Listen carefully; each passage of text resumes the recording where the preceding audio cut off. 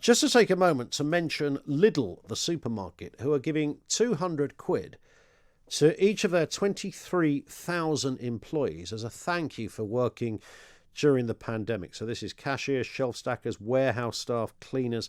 Will all get a £200 bonus. Around 1,800 office-based employees will also get a 100 quid bonus as well. The thank you bonus will cost Lidl £5.5 million. They probably just purchased that in advertising, I would imagine, on the back of that. That would be cynical to suggest that. The bonus comes after the discount store revealed its sales increased by 18% over the Christmas period compared to the year before. It's not said enough, is it, when we talk about, NHS heroes, and nobody would doubt the work of those on the front line and at the coalface of dealing with COVID, particularly when times or areas or hospitals get very, very busy. Who'd want to be doing that job? And that doesn't mean you've got to be a nurse or a consultant, a senior expert in any field. You could be on the peripheries of something. You're in a very difficult place, particularly at the moment when hospitals are really busy. That's a risky area. And it's true, the clapping for the NHS was great, and I think it was a great way to mark what our feelings are about our health service. Although I always add that caveat in that it's not a religion. It is something we pay for. It's meant to be that good, and it should continue to be that good in whatever form it takes over the next 20, 30 years. It's absolutely right that we show respect for those who work within it. But it's not a charity, and it's something that we should never take for granted either. So thank you to all of those people. But for my money, there's two groups of people, really, that I think the £200 bonus is a cracking idea. And one of them has always been supermarket workers. In that first lockdown, when the only thing that was open was supermarkets, and you remember you took the trip to Tesco or Sainsbury's, whatever, and you queued for a long time. And I can remember one day we thought, I'm going to swerve Tesco because it's absolutely mad there.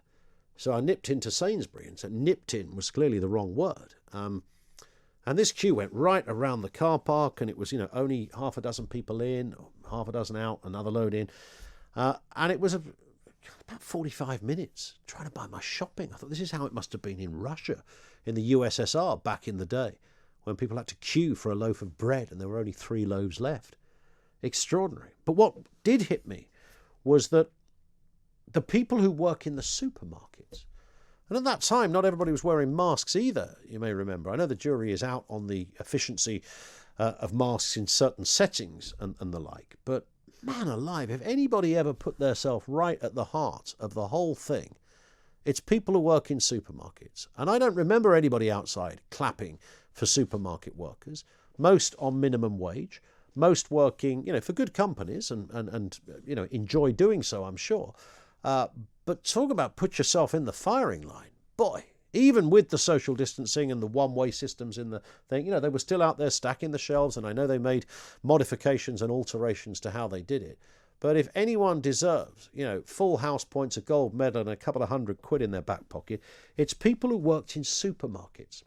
Now, I know that was probably a risky area as well. I don't think we've even, investigated that when we talk about the reasons how COVID spread.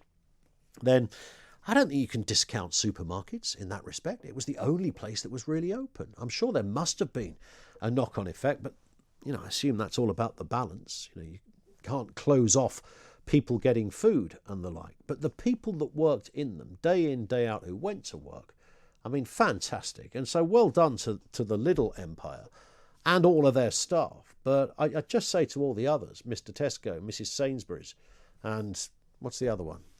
Ms. Waitrose. Yeah, all of you. I'm ticking all the boxes here. Shell out 200 quid for your staff. Make it 300 if you like. You'll make a pretty penny over there at your supermarket empires. Go for it. And the other group is delivery drivers as well. What a thankless task on a good day that is. The amount of parcels.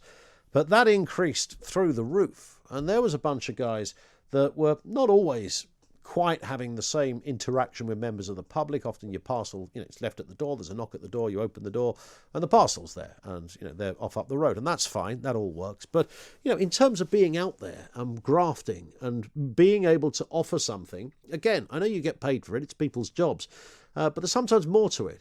And of course we utilised online shopping in a way we've never utilised before, and that's never going backwards, by the way. So that job, that area, that's where all the jobs are going to be in the coming months, in delivery drivers. I bet you could get one tomorrow if you looked at the right place. So there's another group of people that I don't know whether the Amazon boys, because they're a bit short of cash over there at the Amazon empire, aren't they?